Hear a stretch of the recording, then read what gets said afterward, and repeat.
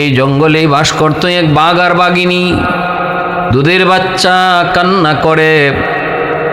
ওই বাঘ আর বাঘিনী তারা সাগরের কিনারায় আসে।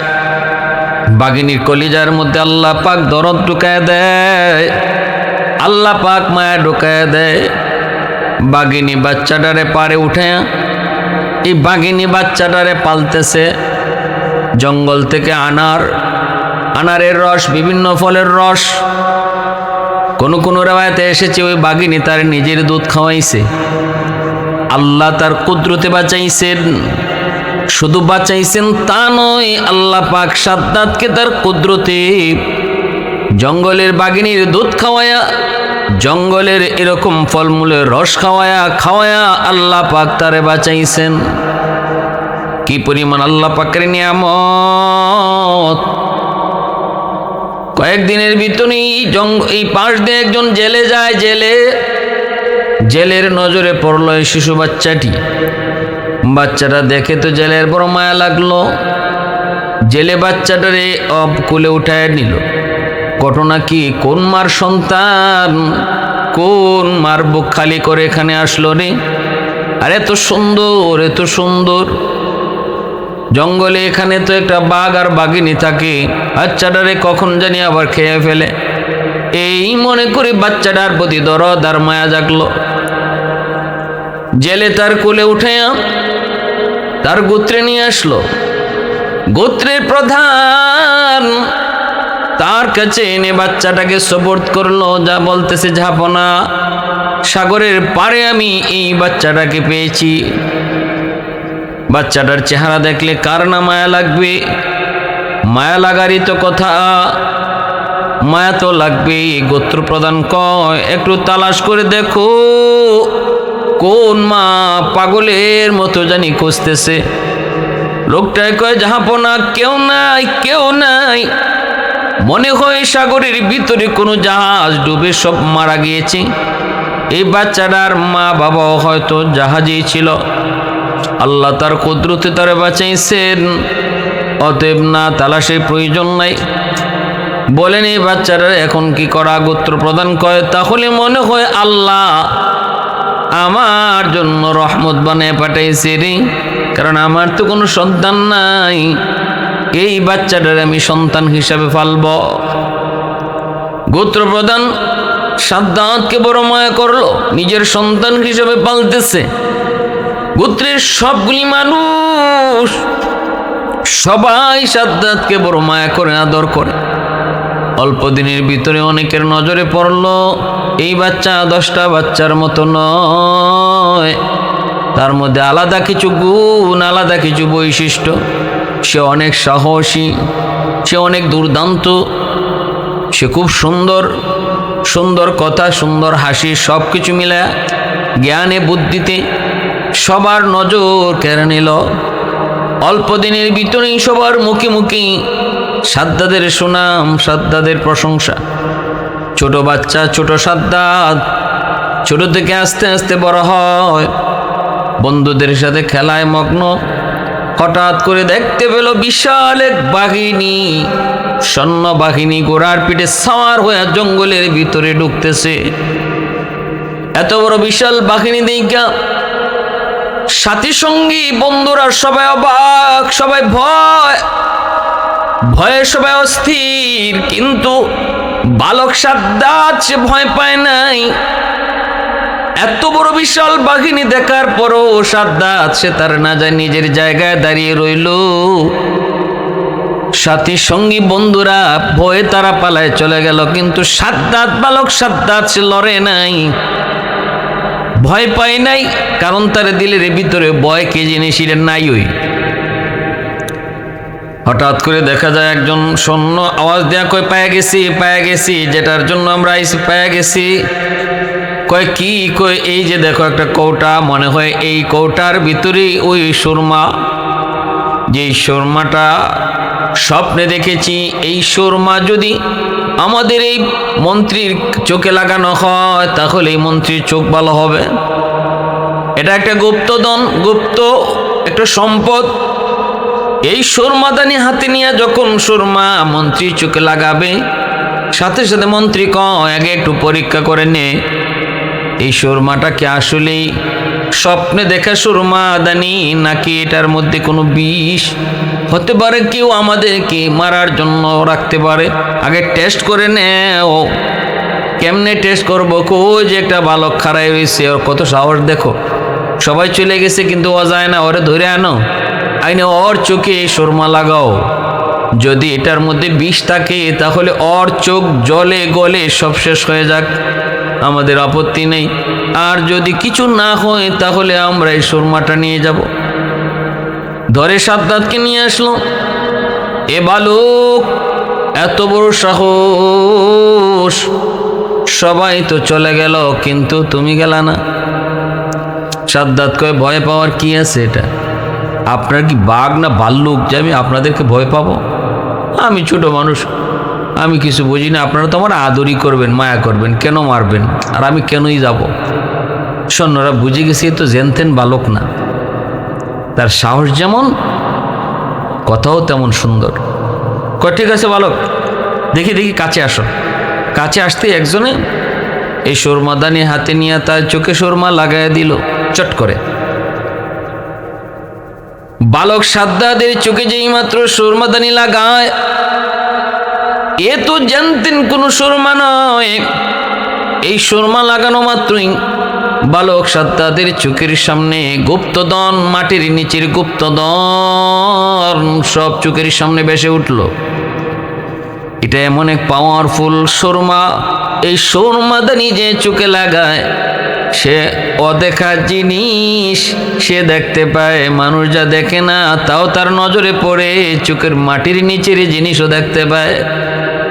সাদ্দাত ছোট্ট বালক বুঝে গেল এ তো আমি পেয়ে গেছি, কিন্তু কেমন বুদ্ধি ছিল বালক সাদ্দাদের, যদি এই মুহূর্তে কয় হায় হায় আমি মাটির নিচের স্বর্ণ দেখি, মাটির নিচের রূপা দেখি, মাটির নিচের খনিজ সম্পদ দেখি, তাহলে তো ওরা এই সুরমাদানি আমাকে দিবে না, ওরা তো নিয়ে যাবে, তাহলে এরা তো মনে হয় আমার চোখে লাগায় টেস্ট করেছে, যদি কোনো ক্ষতিকর কিছু হয় তাহলে আমার চোখ যেন নষ্ট হয়, তাদের যেন কিছু না হয়। কিন্তু মূলত এটাই তো সেই সুরমাদানি যেটা খোঁজার জন্য তারা জঙ্গলে এসেছে। আমি এই কথা বলবো না, যদি বলি তাহলে এটা আমার হাতে আর থাকবে না। যেই মাত্র চোখে লাগায় সাদ্দাত ছোট বালক আওয়াজ দিয়া তখন বলতেছে হায় হায় তোমরা আমার চোখে কি লাগাইছো, হায় হায় আমার চোখ যাইতেছে, হায় হায় আমার চোখ গলে গেল, হায় আমি বুঝি অন্ধ হয়ে গেলাম, আমি বাঁচি না, এত যন্ত্রণা এত ব্যথা, হাউমাউ করে কান্নাকাটি শুরু করে দিল বালক সাদ্দাত। সাথে সাথে সৈন্যগুলি কয় তাড়াতাড়ি বাঘ, হায় হায় আমরা এই পোলার চোখ নষ্ট করে ফেলাইছি, তাড়াতাড়ি বাঘ, এটা ওই সুরমাদানি না। সাথে সাথে সবগুলি সৈন্য তারা পালায় চলে গেল। এই দিকে যাওয়ার পর বালক সাদ্দাত ওই সুরমাদানি নিয়া বাবার কাছে আইসা কয় বাবা যান পেয়ে গেছি। কয় কি? কয় সুরমাদানি। কয় বাবা ওই হলো ঘটনা, ওরা চাইছিল কি আর হয়েছে কি? বাবা এই সুরমা চোখে লাগাইলে পরে আমি সব দেখতে পাই। এবার গোত্র প্রধান অবাক, সেও তো খুশি, সবাই খুশি। গোত্র প্রধান বাবা ছেলেকে নিয়ে বলতেছে বাবা তাহলে চলো তোমার চোখে সুরমা লাগায় লাগায় আমরা হাঁটমু, তুমি শুধু কোথায় কি আছে কইবা, আর বাকিটা আমরা উদ্ধার করমু। অল্প দিনের ভিতরেই এই সাদ্দাদের এই সুরমার উসিলায় অল্প দিনের ভিতরে এই গোত্রের মানুষগুলা তারা সবাই ধনী হয়ে গেল, সম্পদের অভাব নাই, সবার ঘরে ঘরে স্বর্ণ রূপা অলংকার অল্প দিনের ভিতরে প্রাচুর্য দেখা দিল। কিছুদিন পর ওই গোত্র প্রধান সে মারা যায়। কে হবে তাদের সর্দার? তখন এক বাক্যে সবাই, বালক সাদ্দাদার তখন বালক নাই, সে তখন যুবক হয়ে গেছে। গোত্রের সবগুলি মানুষ এক বাক্যে সাদ্দাতকেই তারা আবার সর্দার বানিয়ে দিল। এই দিকে দেখা গেল তাদের ভরপুর সম্পদ, কোনো অভাব নাই, সবার মনে আনন্দ। সাদ্দাত ক্ষমতা পাওয়ার পর সে তার এই গোত্রকে আরো সুন্দর করে সাজাইল, দুর্ধর্ষ একটা বাহিনী তৈরি করলো, সৈন্য বাহিনী, অস্ত্রের কোনো অভাব নেই, সর্বলাইনি হার লাইনি শক্তিশালী একটা মজবুত সেনাবাহিনী গঠন করলো। এই বাহিনী গঠন করে সাদ্দাত বাদশার সাথে যুদ্ধ ঘোষণা করলো। এই বাদশার বাহিনী পরাজিত হলো, সাদ্দাদের বাহিনী জয়ী হলো। ফলে সুরমা চোখে নিয়ে আসে, অদেখা সম্পদ নিয়ে আসে। জনগণ দিন দিন উন্নত হতে লাগলো, মন্ত্রী পরিষদ উন্নত হতে লাগলো, অভাব বলতে কিছু থাকলো না। যা চাইতেছে সাদ্দাত তাই বানাইতেছে, যা করতে মন চায় তাই করতেছে। স্বর্ণের অভাব নেই, রূপার অভাব নেই, হীরামণি মুক্তার কোনো অভাব নাই, দাস দাসের অভাব নেই। সর্বলাইনে শুধু সে যা চায় তাই হয়। এইভাবে দিন যায় রাত যায়, এক পর্যায়ে সাদ্দাত এতটাই অহংকারী হয়, মন্ত্রীদেরকে একদিন ডাইক দিয়া বলতেছে, এ মিয়া শোনো, আমি যা চাইতেছি তাই তো হইতেছে, আমি যা করতেছি তাই তো পারতেছি, এবার একটু কৌতো দেখি আমি কি শুধু বাদশাহ নাকি আমি খোদাও। মন্ত্রীরা তারা পাঁচাটা গোলাম। মন্ত্রীরা কয়, জাহাপানা আপনি তো বাদশাহ শুধু না, আপনি নিজে খুদাও। আপনি বাদশাকে কইছে আপনি খুদাও। এরকম কিছু বাচ্চাটা গোলাম সব রাজা বাদশার দরবারেই থাকে। জি হুজুর কইন না। বাদশায় খারাপ করুক আর ভালা করুক, বাদশায় মানুষ মারুক আর গুম করুক, বাদশায় খুন করুক আর আসমানে তুলুক, কিছু পাঁচাটা গোলাম যারা বাদশারে, যারা সরকারকে সতর্ক না কইরা শুধু জি হুজুর কইয়া বিপদে ফালায়। এটা আমাদের চোখের সামনে। আর যদি এরকম কিছু মানুষ থাকতো যারা সময়ে আপদে বিপদে তারা ভালোটারে ভালো বুঝাইতো, মন্দরে মন্দ বুঝাইতো, তাহলে পরিণাম আর পরিণতি এরকম হতো না। রাতের আধারে ফালাইয়া যাওয়ান, খাওয়ানোর টাইম নেই, এই সুযোগ আর ইরম হইতো না। আমরা দেখেছি অতীতের ইতিহাস, যে সকল বাদশারা মুঘল সম্রাটের আমল দেখেন, আজ ভারতবর্ষ শাসন করেছে মুসলমানরা 700-800 বৎসর। সেখানে আমরা দেখেছি, ইতিহাস দেখেছি, বাদশারা উলামায়ে কেরামকে তারা সম্মান করেছে, উলামায়ে কেরামকে রাজদরবারে রাখছে, তাদের পরামর্শ নিয়ে চলছে। উলামায়ে কেরাম তারা সত্যকে সত্য বলছে, মিথ্যাকে মিথ্যা বলছে। উলামায়ে কেরাম তারা ভালোকে ভালো কইছে, মন্দকে মন্দ কইছে। উলামায়ে কেরাম কখনো সরকারকে শাসাইছে, কখনো সরকারের প্রশংসা করেছে, যেটা ভালোটার প্রশংসা করেছে, মন্দটা শাসাইছে। যে বাদশাহী, যে সরকারি উলামায়ে কেরামকে প্রাধান্য দিবে, উলামায়ে কেরামের পরামর্শ নিয়ে চলবে, ভালো মন্দ তাদের পরামর্শ নিবে, তাদেরকে আল্লাহ পাক বিপদ আপদ থেকে হেফাজত করবে। কারণ আলেম উলামার ব্রেইনে আল্লাহ কোনো দুনিয়ার জ্ঞান শুধু রাখেন নাই, আসমানি জ্ঞান উলামায়ে কেরামের জেহেনে আল্লাহ রাখছেন। দুনিয়ার এই উকিল ব্যারিস্টার এরা তো দুনিয়ার জ্ঞান লইয়া চলে, কিন্তু উলামায়ে কেরামের ব্রেইনে আল্লাহ পাক দুনিয়ার জ্ঞান এবং আখিরাতের জ্ঞান, দুনিয়ার জ্ঞান এবং আসমানি জ্ঞান, এই দুইও জ্ঞান আল্লাহ আলেমদেরকে দিছেন। এজন্য তারা পরিষ্কার দেখতে পায় কোনটা খারাপ আর কোনটা ভালো। যারা আলেমদের পরামর্শ নেয় তারা বিপদ থেকে বাঁচে। আমার ভাইয়েরা বন্ধুরা, বাদশাহ সাদ্দাত মন্ত্রী পরিষদ সভায় বলল, আপনি তো খোদা। এবার নিজের এসে খোদা দাবি করবে। তখন পয়গম্বর হুদ আলাইহিস সালামের জমানা শুরু হয়েছে। হুদ আলাইহিস সালাম এই খবর পেয়ে তিনি বাদশার দরবারে হাজির হলেন। হুদ আলাইহিস সালাম তিনিও ছিলেন অনেক বড় একজন বীর বাহাদুর। তিনি যেমন ছিলেন নবী, তেমন ছিলেন অনেক বড় একজন বীর সেনাপতি। হুদ আলাইহিস সালামের শক্তিও ছিল অনেক। হুদ আলাইহিস সালামের সামনে এমন 200-300 পুরুষ সেনা সৈন্য ওনার সামনে একা দাঁড়াইতে পারত না। হুদ আলাইহিস সালাম তার রাজ দরবারের যতগুলি সৈন্য দাঁড়ায় ছিল দোনোদিকে বাদশাহের দরবারে যাওয়ার আগে তিনি একাই সবগুলারে আঘাত কইরা কোনো অনুমতি ছাড়াই বাদশার দরবারে হাজির হলেন। এবার মন্ত্রী পরিষদ সবাই তো অবাক। একজন দরবেশ এভাবে এসে ঢুকে পড়ল, যে সৈন্যগুলা পাশে দাঁড়ায় ছিল সব মাটিতে পড়ে কাতরাইতেছে। ঘটনা কি এত শক্তি কোত্থেকে? সবাই তো নীরব। বাদশাহ মন্ত্রীরা কয়, জাহাপনা এত বড় স্পর্ধা একজন দরবেশের, আপনি অনুমতি দেন আমরা তারে শোয়াই দেই। বাদশাহ কয়, আমি যা দেখি তোমরা তা দেখো না। তোমরা মনে করতেছো সাধারণ একজন দরবেশ, কিন্তু আমি দেখতেছি তার ক্ষমতা তার কি পরিমাণ। তার গায়ে কি পরিমাণ শক্তি এটা আমি দেখতেছি। কারণ নবী পয়গম্বর ওলি আল্লাহগণ, আল্লাহর পেয়ারা বান্দাগণ, তাদের সাথে আল্লাহ পাকের অদৃশ্য কুদরতি হাত থাকে। আল্লাহ পাকের অদৃশ্য কুদরতি হাত থাকে। যদিও তাদেরকে দেখতে নরম মনে হয়, কিন্তু তাদের সাথে আছে এক শক্তিশালী হাত। সে হাতটা কার? আল্লাহ পাকের হাত। বাদশাহ কয়, সাবধান, সামনে আগাবি না। কি ব্যাপার একটু বলেন। নবী বলতেছেন, আমি শুনেছি আপনি নাকি নিজের খোদা দাবি করেন। সাবধান, এমনটা করবেন না। সাবধান, এমনটা করবেন না।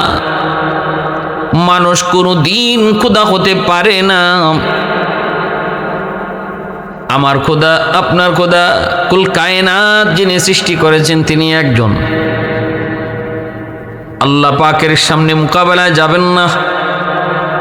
আমি আল্লাহর পয়গম্বর, আপনাকে সতর্ক করতে এসেছি। মন্ত্রীরা, সৈন্যরা, এরা কয়, জাহাপনা অনুমতি দেন। বাদশাহ কয়, থাম, লড়বি না। তোরা না চিনলো আমি তারে চিনতেছি, তোরা তার শক্তি না বুঝলো আমি তার শক্তি বুঝতেছি। এবার বাদশাহ কয়, ঠিক আছে, আপনি আল্লাহর পয়গম্বর, ভালো কথা, কিন্তু আমি যদি নিজের খোদা দাবি করি তাহলে অসুবিধা কি?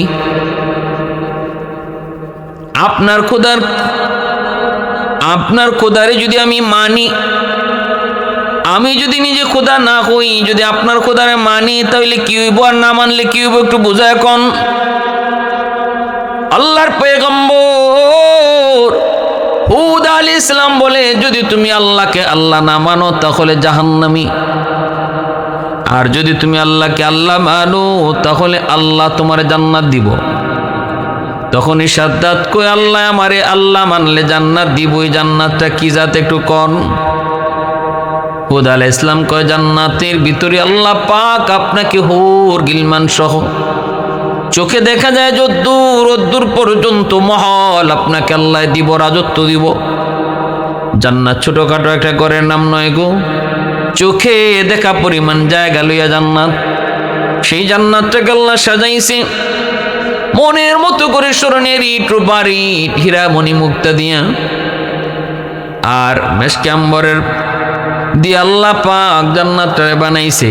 বিভিন্ন জান্নাতের ভিতরে এরকম লেখ দিয়েছে, দুধের নহর, পানির নহর, মধুর নহর, এরকম নহর দিয়া দিয়ে আল্লাহ সাজাইছে। বিভিন্ন রকমের ফল ফ্রুটের বাগান রাখছে। এই জান্নাতের ভিতরে হুর গিলমান আল্লাহ রাখছে। ইয়াতুফুনা আলাইহিম বিলদান মুখাল্লাদুন বিআকওয়াবিন ওয়া আবারিকা ওয়া কাসিম মিন মাঈন লা ইউসাদ্দাউনা আনহা ওয়া লা ইউনজিফুন ওয়া ফাকিহাতুন ওয়া ফাকিহা। আল্লাহ পাক সূরা ওয়াকিয়া এবং সূরা রহমানের মধ্যে আল্লাহ পাক জান্নাতের বিবরণ পুরাপুরি দিয়েছেন। যেই জান্নাতের ভিতরে আল্লাহ পাক ফলমূলের বাগান যেমন দিয়েছে, এরকম লেক আল্লাহ পাক রাখছে। বিভিন্ন পশু পাখি সব কিছুর সমাহার আল্লাহ পাক জান্নাতের ভিতরে রাখছে। এই কথাগুলা যখন আল্লাহর পয়গম্বর হুদ সাদ্দাদের সামনে জান্নাতের বিবরণ তুলে ধরেছেন, তখনই সাদ্দাত কয়, তাহলে আমি যদি এরকম জান্নাত বানাইতে পারি তাহলে তোমার আল্লাহর বানানো জান্নাতে আমার কেন যেতে হবে? আমি আমার নিজের বানানো এমন জান্নাতে যাব? আল্লাহর কাছ থেকে জান্নাত এনে জান্নাতে যাওয়া লাগবে না। আমি কি কম পারি? দুনিয়া আমার কি নাই? কোথায় কি স্বর্ণ চাও, কদ্দুর চাও তুমি বলো, কদ্দুর রূপা চাও বলো, আমি জান্নাত বানায়া দেই, তোমরাই জান্নাতে থাকো। এত বড় বেয়াদবি আল্লাহর পয়গম্বর হুদ আলাইহিস সালামের সাথে করলো। হুদ আলাইহিস সালাম তারে সতর্ক করে চলে আসলেন। এরপরে সাদ্দাত হুকুম জারি করলো, রাজ্য জুড়ে কোথায় স্বর্ণ আছে, কোথায় রূপা আছে, সব একত্রিত করো। সৈন্যরা ঘরে ঘরে তল্লাশি শুরু করলো।